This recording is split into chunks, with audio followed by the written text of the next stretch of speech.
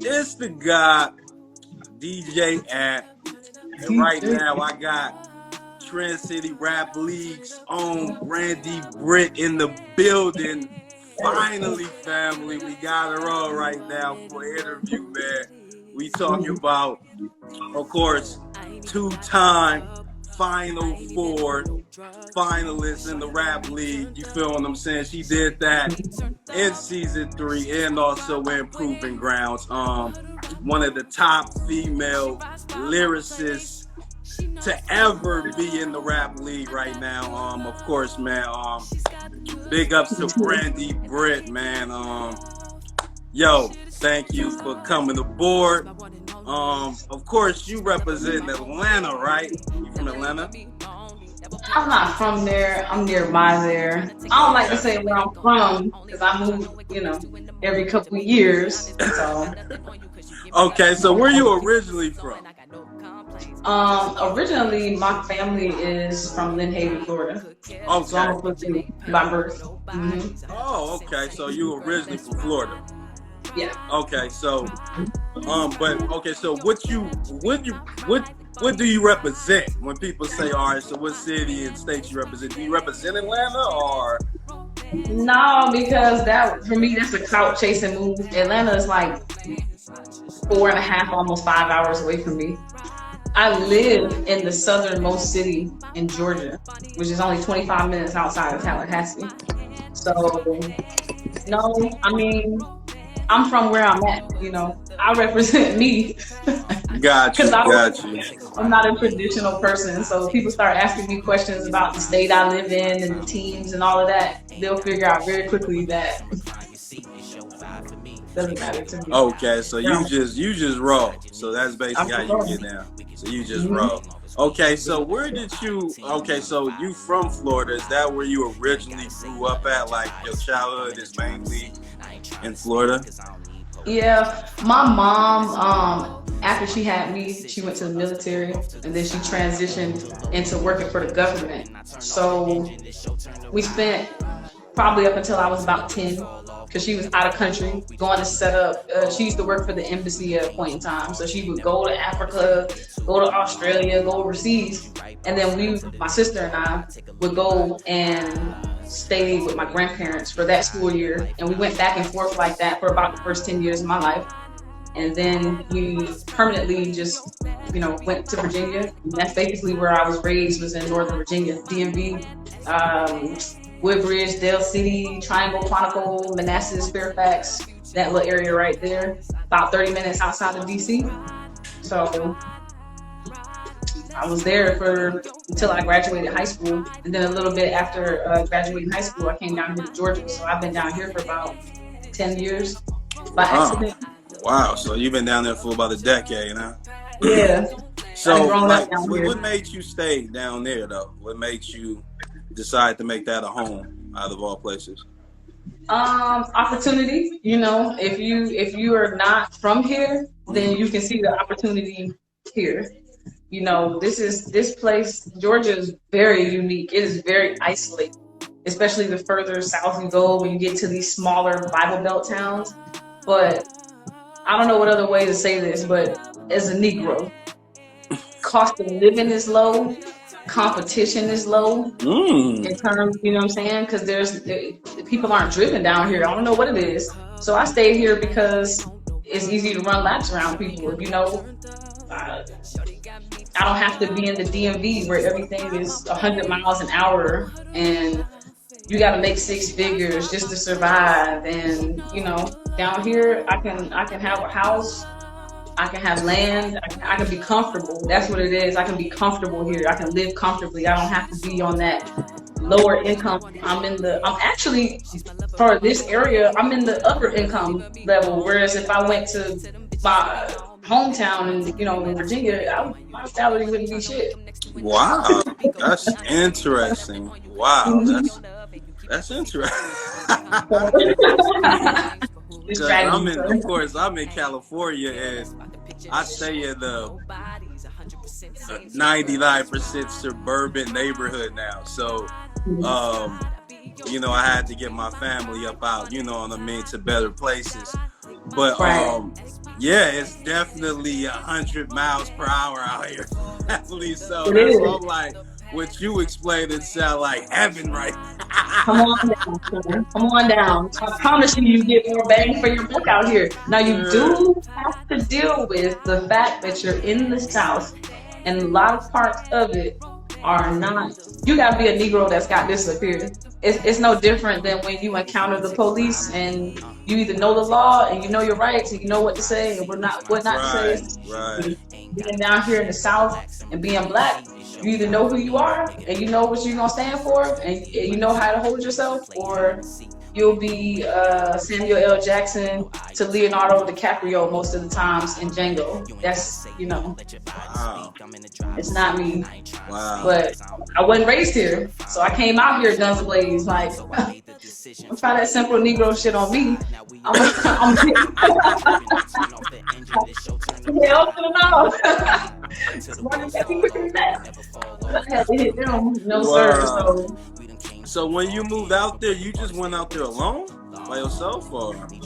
Oh, he want to bring up the memories. No, honestly, I ended up out here because when my sister left for college, she was just like anxious to get out the house and get away and do her own thing for her own reason. So she went from West Virginia to different cities in Georgia, and she was lonely because our family's not here.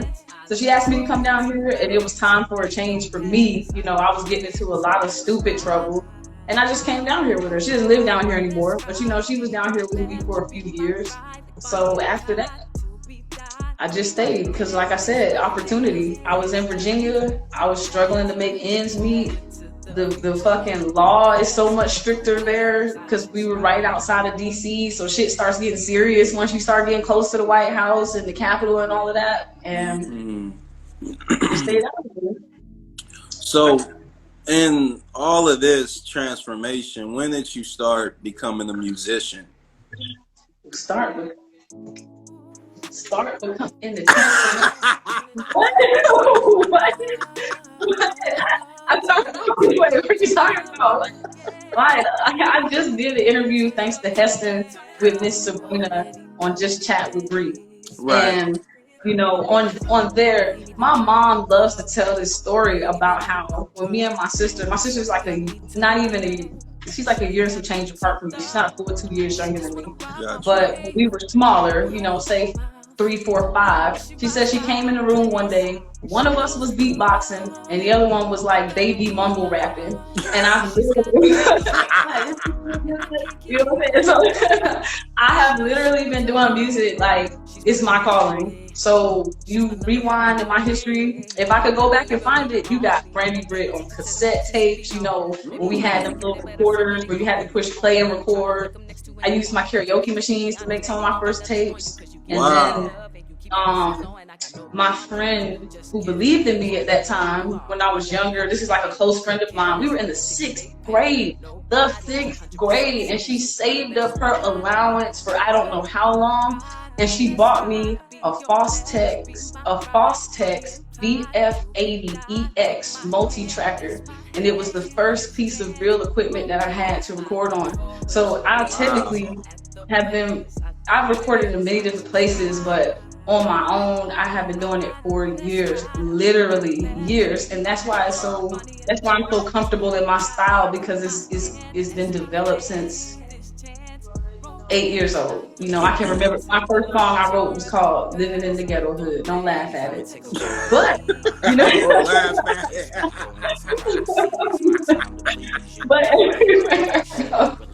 But this is my life. It's my life. And that's why I'm just popping up more now, because I'm like, you know what?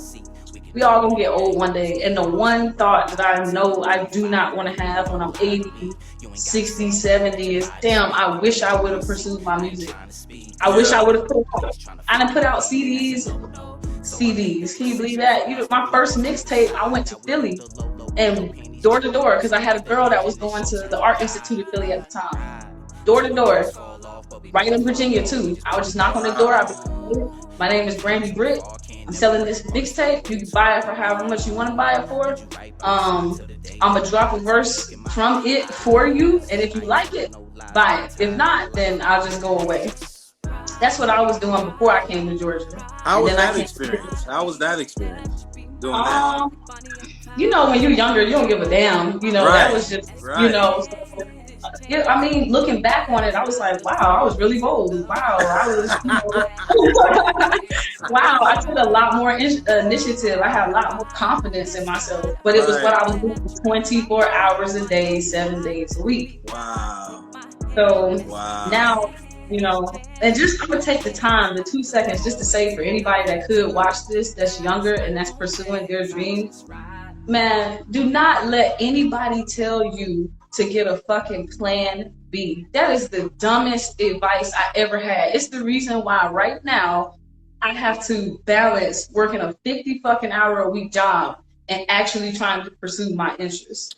When you have a good plan and you have a talent, make a plan, commit to it, and stick to it. You will not see success, because the only way you can fail is if you quit pursuing it. So that plan B bullshit is some bullshit. If I would have said I wanted to be a doctor, nobody would have said, come up with a plan B, Brandee. They just would have been like, oh, be a doctor. Right. It's hard as it is. As many years of school as it is. So whatever your dream is, no matter how petty it may seem to the next person, if that's what you want to do, focus only on that and do that, because anything else is a waste of time. I've been wasting my time living a regular ass adult life with a traditional career and shit, because I thought that, you know, that would keep me safe, and man, keeps me miserable is what it keeps me. I'm glad you brought that up, because people don't understand the importance of pursuing your dream and then having a plan B. You feel what I'm saying? Like, when, not the importance, but the flaws in it, as I should say. Because when you do that, right, you automatically saying you're gonna fail. That's basically what you automatically say. You're guaranteeing yourself that you're gonna fail. You feel what I'm saying?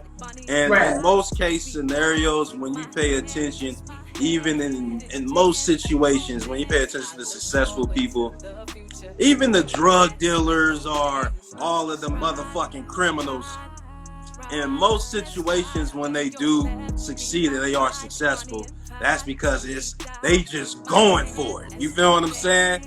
There ain't no plan B's. They're like, this shit gotta work. You feel what I'm saying? And with that energy, it will work. You got to. So, like, you know what I mean? And that's the thing. And then people when they get to about 35, 40, that's when the midlife crisis settle in, them depressions settle in, and you like, damn, man. And you think about everything that your ass didn't do, that your ass should have did, and you like, damn, all them opportunities. You feel what I'm saying? So that's why I'm glad you brought that up, man, because you know what I mean? Like you said, when you young and you got it, go for it, man. That's what you young for. You feel what I'm saying? Go for it. You feel what I'm saying? And that's what most people that's what most people fail to realize is sometimes it takes 100 no's to get that yes you want, to get that perfect yes you want. You know what I mean?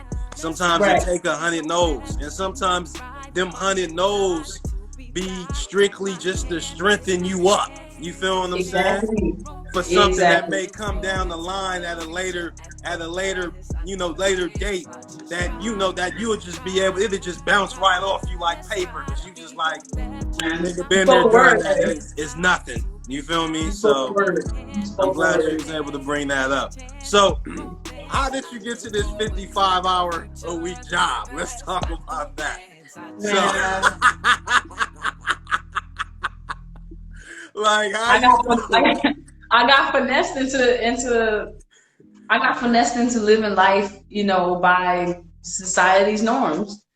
I mean, so if we want to really be technically 15 years ago, somebody introduced me to network marketing, affiliate sales, direct sales, and I saw that opportunity versus so there's a branded product, and if I take that product, represent it, and sell it, then I can earn a commission larger than the average commission because the company doesn't have to pay $1 million for radio advertisements or TV placements and things like that. That sounds like a